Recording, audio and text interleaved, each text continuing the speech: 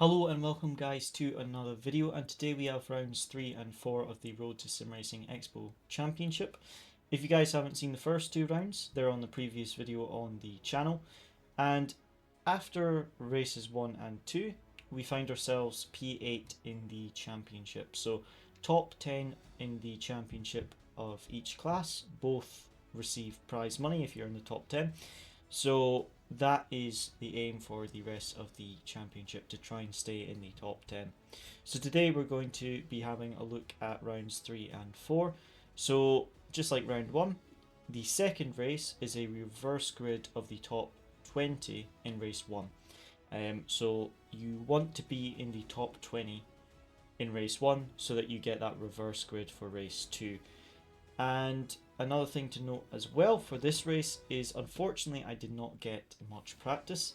I just got home from holiday the same day, so I had about 40 minutes of practice before the server opened to get acquainted with the track. So I knew the quali pace wouldn't be fantastic, and unfortunately I didn't get a very clean lap, so I ended up starting in P36 overall. So let's see what we can do in the race and see where we find ourselves. So coming up to the start, it's a rolling start just like round 1. Going into the first corner, I'm starting P36 and I want to get into that top 20, so I want to keep the car in one piece. So I go to the right, there's an opening there. Everyone sort of bunches up on the right side, so I go to the middle. A little bit of contact on the exit there with that red and black car. And now just trying to stay on the left so I don't have anyone come up the inside of me. And now into this left-hander here, just trying to hold that line. Very early braking from the car in front, so I dive to the inside, make up a number of positions, hold it around the outside unfortunately. Able to take the racing line out of here, get a really nice run on this black and white car. And now here just trying to slot in behind this red and white car, because going up these S's is very, very sketchy side by side. So slotting in behind, just trying to maintain the track position. Now going into this double right-hander is very, very important because you have such a long straight afterwards. So the two cars in front of me go side by side, so I go very wide and then focus on my exit speed. As you see, there's a little bit of contact, so I follow the black car in front of me, get a really nice run, and I also get that slipstream, so I get another position there. So far, actually fairly clean lap 1, considering rounds 1 and 2. Everyone fairly well behaved. There was only, I think, 1 or 2 cars that spun out, so fairly clean so far.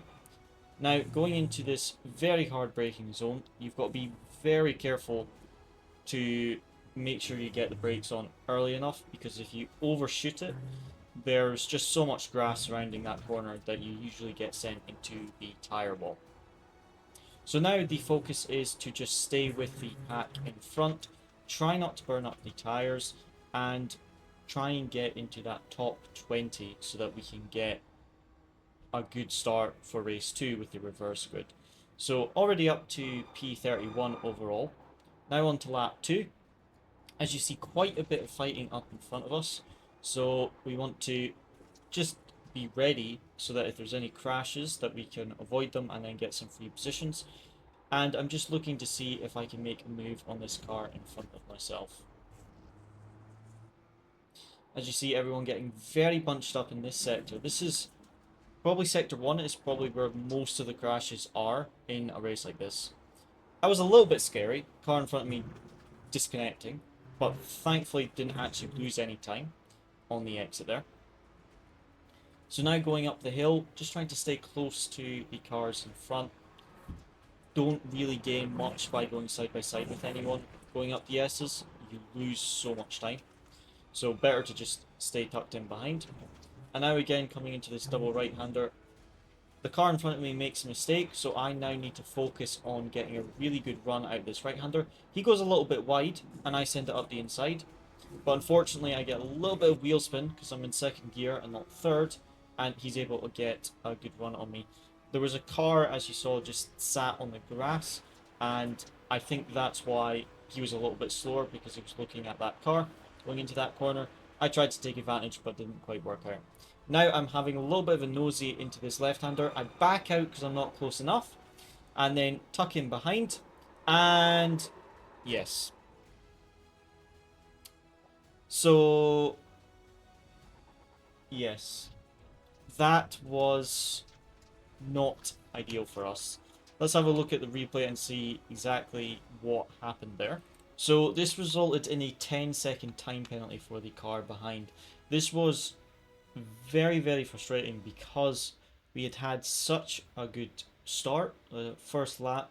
We were trying to stay out of trouble, not get into too many fights, and just stay with the pack so that we could try get into that top 20. Unfortunately, coming into this corner, as you saw, I was fighting for position with this car. Now, this car is a number 2, just like me, so the number 2s are the AM class drivers with less than 5,000 I rating, and cars that start with the number 1 are Pro class drivers with more than 5,000 I rating. So, the car behind me was a Pro class driver, whereas I was a AM class driver, and so was the car in front of me. So, if I overtake this car, I get points, whereas if the Pro overtakes me, I don't lose any points because we're different championships. So going into this corner, I had a really good run down the straight, and I have a look down the inside, but I realised that when I hit the brakes, I am not anywhere near alongside unless I really push the brakes. But then that would leave me on the outside of the right-hander, and if this car brakes too late, I could get pushed onto the grass. So it's a bit of a risk for the second lap of the race. So I decide, you know, I'm going to back out of this move, and I'm just going to play it safe and tuck in behind. I have no reason to force the overtake. Now, as you see, coming up my inside, this Pro driver just touches my rear right, and thanks to iRacing crash physics, that is all it takes to spin me out. As you see, he was nowhere near close enough to go for a move. He just brakes too late and spins me out. And unfortunately, because of the corner is on, I couldn't rejoin without rejoining in front of someone. So I had to wait and drop all the way back to last place into P40. Which, like I say, really disappointing when we're trying to fight for a top 10 in the championship. There is 2 drop races over the season, but you don't want to have to use them, if that makes sense. You want all your races to be good, and then it's just your 2 worst ones aren't counted, whereas having a result like this means that the last 2 races, rounds 5 and 6, need to be perfect for us to keep that top 10 in the championship. So let's see if we can recover any positions in the rest of the race. So now on to lap 3, so just recovered from the incident. Doesn't seem to have much damage on the car. And as you see in front of us, there has been a big crash. So I see this car just rejoining, going very slow. I try to go down the inside. He leaves a little bit of space. And then we touch. Maybe a bit aggressive from me to go down the inside there. Now into this left-hander. This driver passes us. So I switch to go to the outside. And then I get pushed off here. And yeah, race-ending suspension damage.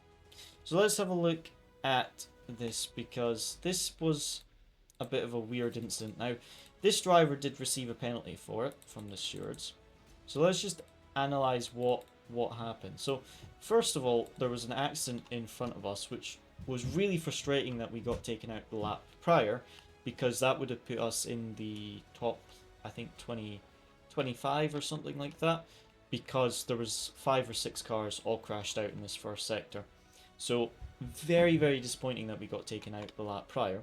But let's just have a look at this incident again. So as you see, the car in front of us has just rejoined the track. Now this left-hander is a double apex, so you hit this apex, you drift out wide, and then you come back in for the second. And because he's so slow after just rejoining the track, I think I'm going to go up the inside here. Now, as you see, there is a car width here. And I'm thinking, okay, he knows I'm here. So I'm going up the inside. As you see, it is a bit aggressive for me to go up the inside, but I do think there is space. And I didn't get a penalty either. It was this driver that got a penalty, so I assume that the stewards agreed with it. But as you see, he keeps turning left, so we have this weird netcode incident where my car sort of blends inside his, which unsettles both of us. And then on the left-hander here, this driver passes us, clean move.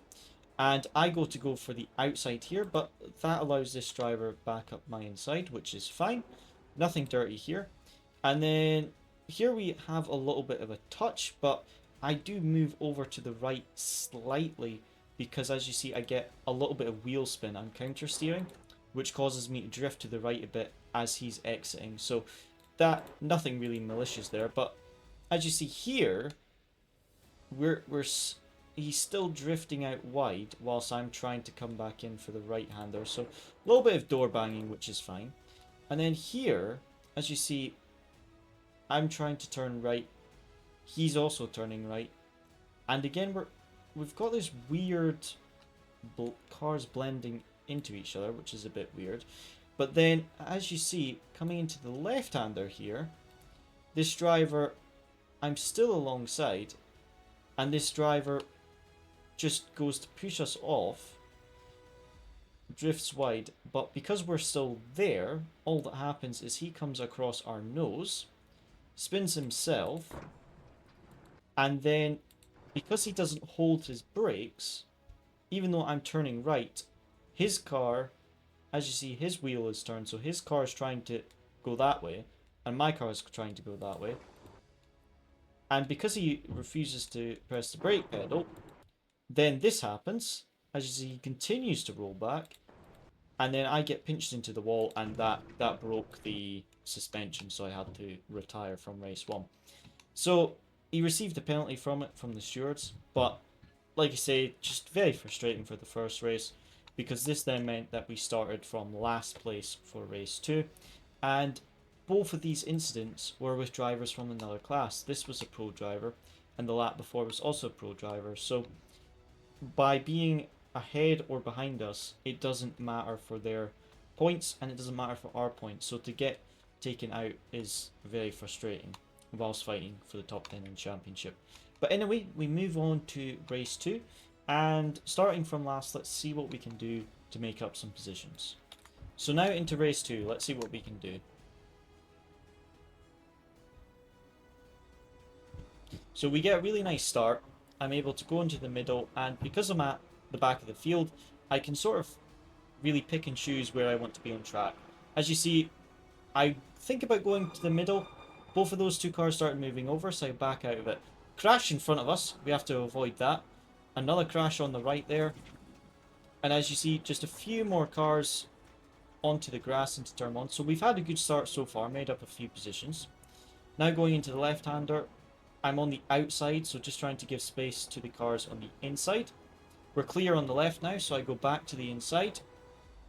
Back out of this move, because the driver in front's moving over, so back out of there. Now I've got a car on my inside, so I'm on the outside here. A little bit of a touch, but he left us space, we left him space, and then he got a little bit more unsettled than we did, so we were able to get the position back and get a good run going up the hill. Now we don't have any cars alongside us, so we can just try and close this gap up to the cars in front. As you see, everyone having to press the brakes quite a bit in front of us, just because it's so congested going up that bendy part of the track. Now, trying to make sure that I get a good exit. Up the inside of this blue and green car, he gets a bit blocked by this black and blue car, and that allows us to slot in between them, and we get that position. So now up the hill, just trying to stay close to this car in front of us. The slipstream isn't really that powerful in these cars, but if the car in front of you's got slipstream and you're not close enough to have slipstream, you are going to lose time. So you do want to try and be in a train for those long straights, especially at a track like Virginia. The main straight and the back straight are both quite long, especially in these slower cars. So you do want to try and be in a train, because otherwise you will lose time if you're trying to catch a train and you've got no slipstream. So now going into turn 2 of lap 2, sorry, turn 1 of lap 2. We've had a really good first lap, so let's see what we can do. As you see, very congested up in front of us, lots of fights. We're up to P26 from P38. Another position there up the inside. A little bit of wheel spin coming out of there. But now we're up to P25 from P38. So we've already made up 13 positions in lap 1. A couple of overtakes, and then also just avoiding some of the crashes in lap 1. So as you see, this entire first sector, especially this section here, was just a hot spot for incidents, because it's so narrow and the cars are so loose, especially in these conditions, that you're constantly fighting the car. And then when you're fighting someone else for position at the same time, it's very easy to have contact and just spin out. So that was probably where most of the crashes were for both of the races. So now, as you see, I've dropped a little bit to the cars in front. So I'm going to now and try and just maximize my exit out of this double right-hander. And as you see, he gets a bit bunched up by the cars in front, so I'm able to close that gap. So now just tucked in behind, and let's just see what we can do over the next few laps. So we're now on lap 3, staying with this train of cars in front of us, trying to be in that top 20. And as you see, there's smoke in front of us. We go full throttle, car on the left, very narrowly avoid getting taken out, but we're up another few positions. Unfortunately, that has meant that both me and the car in front has lost that train in front of us, but we are now up to, I think, P21 at this point. So that's really good considering starting P38.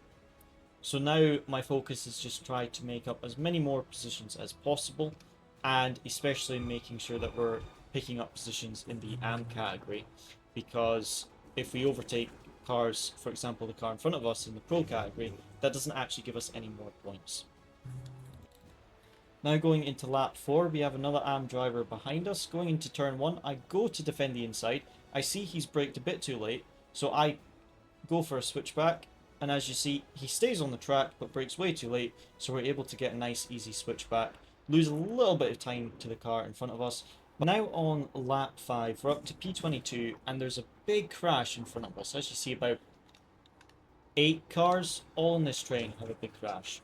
These 2 cars have just rejoined, so I go to the right of the black and the blue, and then stay on the right.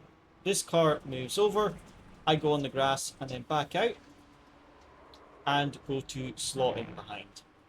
Now, as you may have heard from the tyre squealing, the car behind us crashed out, and I was given a 5-second time penalty for an unsafe rejoin.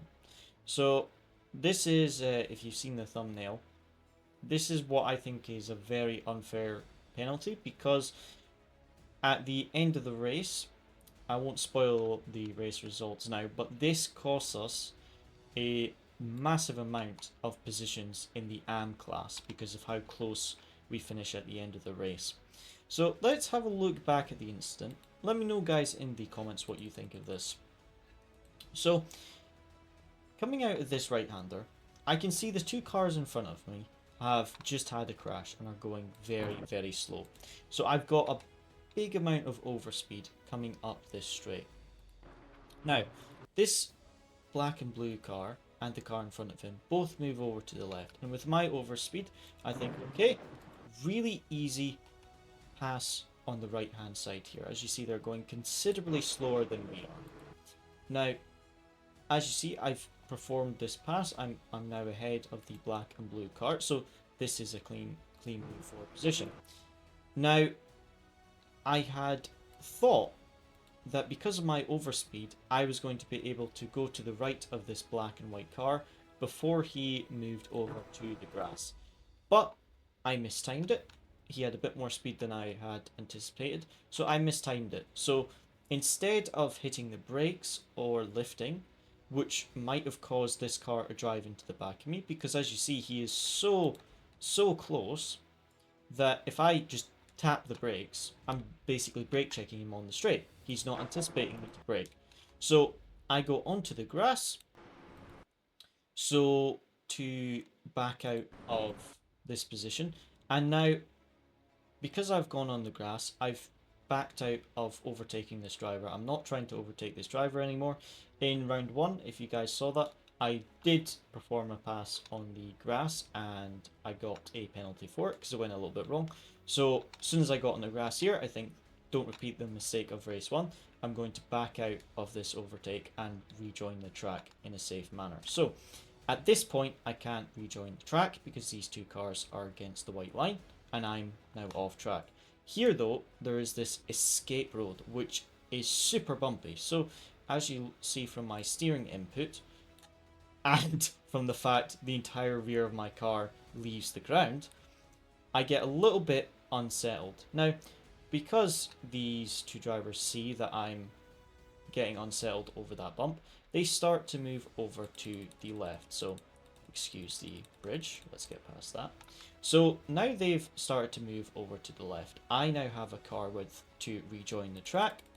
And now at this point here, oh, maybe here, I am fully back on the track. I've rejoined. I've gone off because I committed to going to the right side of this black and white car. And then I realized, okay, this isn't going to work out. I'm going to have to go on the grass so I don't brake check the car behind me. And I try and rejoin the track as safe as I can, hit a bump, but these cars moved over for me and I've now rejoined the track completely and I did so in a safe manner. Now, this is the tire mark, or tire squealing that you heard if you listen to the onboard. This happens. So as you see, I've now fully rejoined, and because this driver is going slower than this driver who is following me, I try and box this driver in behind him. So I move over, but at the same time as I move over, this black and blue car holds his line, but this white car starts to move over to the left. So this black and blue car is holding his line. I have moved over. And at this point, I stop moving. So at this point, I put in a little bit of right steering angle. No, not right, just straight. So at this point, my car is now going straight. And this white car is still going left. But because this black and blue car is going straight, then this white car gets spun.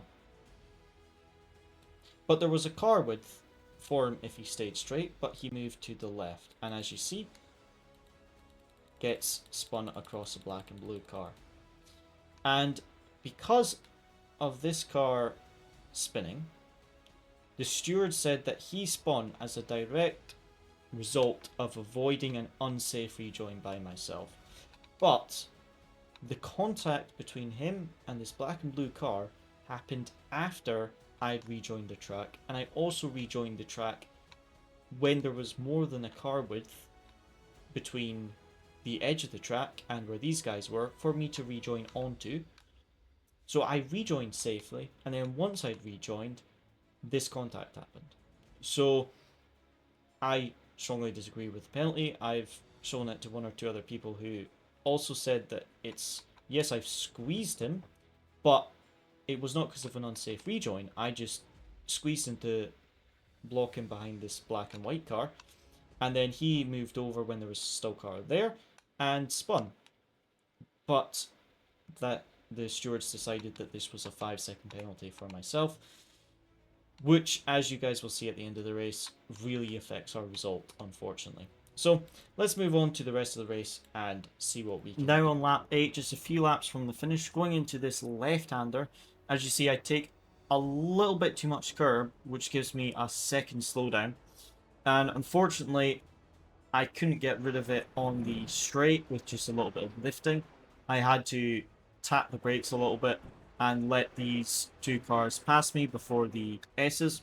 So one of them was an AM driver, so we lost a few points for that, but the other one was a pro, so we only lost one position in class, but it was just annoying to get such a big slowdown. I think it was a second for just a little bit too much curb, but just one of those things. I may move on for the rest of the race. So now on to lap 9, and as you see, most of these cars behind us are all AM drivers. So going into turn 1, I hold the inside, and there's not very much grip on the outside, so I'm able to get a nice run into the first sector. But as you see, most of these cars behind us are all AM drivers, so I want to make sure that I finish in front of them, because this is a lot of points for the a lot of points for the championship. But this is where the 5-second penalty is going to sting that I told you guys about earlier, because all these guys are much closer than 5 seconds. So now we're going on to the last lap. We are P8 in class and P20 overall, I think. And that was after starting P38. So far it's been an amazing race. And especially after race 1, this has been a really good recovery for some championship points to keep ourselves in the top 10. So now let's see what happens in the rest of the final lap. So, as you see behind us, there's a lot of fighting, and I'm just trying to make sure I don't go wide at any point and don't give anyone an opportunity to make a pass. Now, up in front, there's a big crash with some of the pro drivers. Thankfully, the crash is pretty much sorted out before we get there, but now going into the S's, I have these pro drivers who are very slow because they've just rejoined the track after a crash, but I don't want to back out because I've got this AM driver behind me. Now, he looks to go up the inside of me there, but backs out of it. Now, going on to the double right-hander, I hold the inside, and as you see behind us, there's contact and they end up 3 wide. So I was trying to make sure that I didn't go too wide into that last of the double right-hander, especially onto this back straight, because if they got a good run on me, then I was going to lose some positions. But because of that contact, that meant that we were able to get a really nice exit and able to seal the deal and finish in the top 20. So looking at the race results there, we finished P20 in race 2. Oh, there was 2 pro drivers went off there on the last corner.